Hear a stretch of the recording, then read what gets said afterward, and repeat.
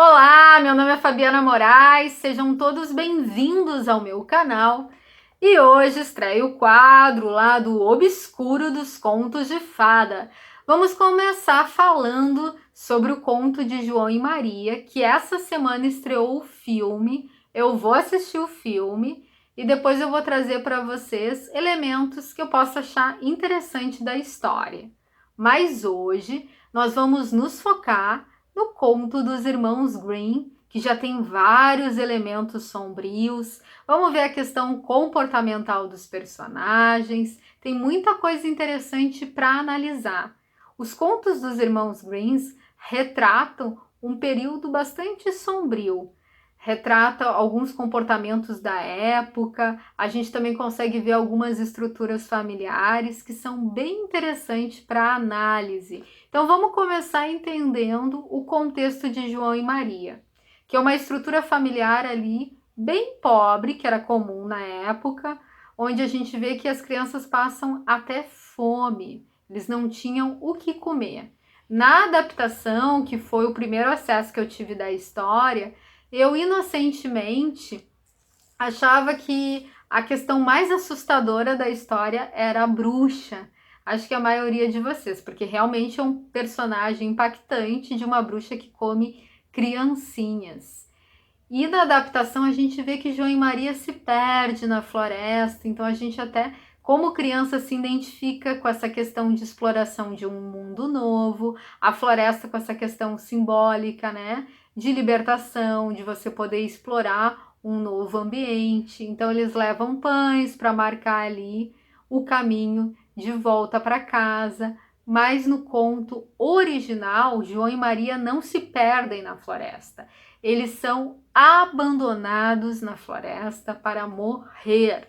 Então isso é chocante quando a gente lê o conto e percebe que isso aconteceu, que isso foi colocado num conto infantil.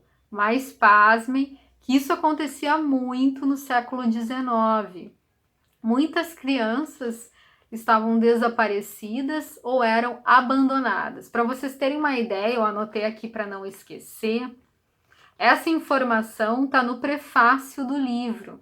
Diz assim: é uma história baseada na realidade, de tão comum que era o abandono de crianças no século XIX. E fora isso, as crianças comiam depois dos adultos, elas comiam o resto das comidas. Então é bastante complicado a gente assimilar isso, essa questão de negligência, né, que haviam com as crianças. E muitas famílias morriam de fome, morriam de doenças que hoje seriam comuns fazer um tratamento, mas era realmente um tempo bastante precário, sem higiene, então essas coisas acabavam acontecendo com bastante frequência. Então essa é uma parte sombria que eu trago, né, dentro desse elemento que muitas pessoas esquecem ou não leram, como eu falei, a história original e nem imaginam que essas duas crianças foram abandonadas na floresta. E depois vem o ponto da bruxa, né? Que é quando eles encontram uma casa repleta de doces. Imagina, as crianças estão famintas, aquilo chama atenção, elas estão com muita fome, chegam a pensar que elas estão alucinando, que é imaginação, e lá elas encontram alguém que no primeiro momento parece satisfazer todos os desejos dela. E a bruxa é um arquétipo muito forte, né? Muito poderoso, que foi construído na Idade Média de uma forma bastante pejorativa, mas que a gente vê que ficou fortalecida essa questão simbólica, sobreviveu até os dias de hoje.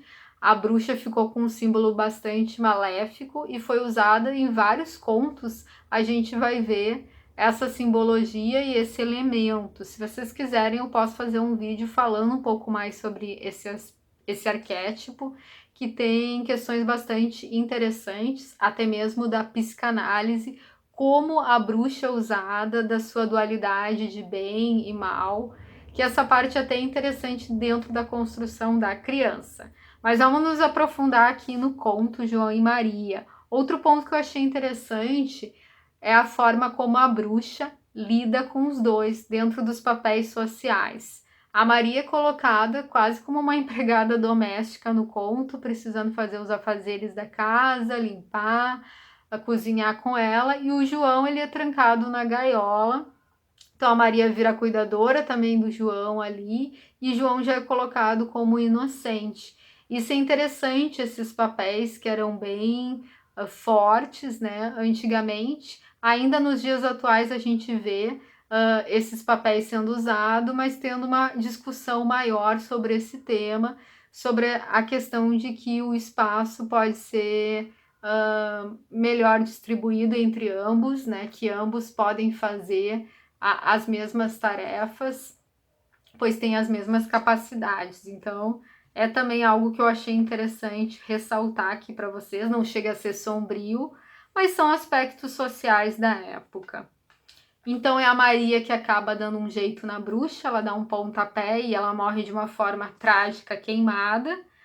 Daqui a pouco eu volto para o final dessa história. Também quero trazer para vocês, que eu achei bem interessante, como curiosidade, uma versão francesa que foi feita dessa história, que se chama Crianças Perdidas, e a bruxa é substituída por um demônio. Olha que coisa bizarra. E na verdade, também o fim dessa bruxa é uma coisa bastante sombria. Ela é morta essa bruxa não, esse demônio. O demônio sai de casa e a esposa do demônio acaba caindo numa cilada que as crianças fazem, pede para elas mostrar como é que funciona um instrumento de morte, que era o instrumento onde as crianças iriam morrer, que é uma guilhotina. Então ela acaba entrando ali no instrumento, né, colocando a cabeça, e as crianças acabam cortando o pescoço desse demônio. Então também é uma história bastante forte, lembrando que é para criança, que é contos infantis. Agora voltando à história original dos irmãos Greens, o final também é diferente. As crianças conseguem algo que é valioso, não chega a ser dinheiro, eu não me recordo se são pedras, eu sei que é algo que tem um valor, então elas acabam ficando muito felizes de poder chegar com algo que poderia dar para a família algum recurso financeiro. Só que quando elas chegam em casa, o pai e a mãe estão mortos, morreram de fome, porque, como eu falei, a situação financeira naquela época era terrível, então é uma história extremamente triste. Quando eles chegam, eles se dão conta que são órfãos e não tem mais o pai nem a mãe. Essa é a história real de João e Maria para crianças, escritas no século XIX. Mais uma questão interessante que eu quase esqueci é aquela parte ali da bruxa, né, do canibalismo, porque ela come as crianças, né? Da onde foi tirado isso? Na verdade, como era bem precário, como eu falei para vocês, a situação das pessoas no século XIX, há relatos e ocorrências que aconteciam canibalismo naquela época. Então também é uma parte assustadora que, quando a gente começa a pesquisar essas informações, realmente parece uma história de terror. E eu tinha esquecido e resolvi trazer aqui para vocês, porque eu acho que é uma informação bastante relevante. Então, o que vocês acharam dessa história? Já tinham lido sobre esse conto original? Tem uma outra visão, algum outro elemento que eu não trouxe, que eu posso ter esquecido durante a abordagem desse conto? Fala aqui nos comentários que eu vou gostar muito.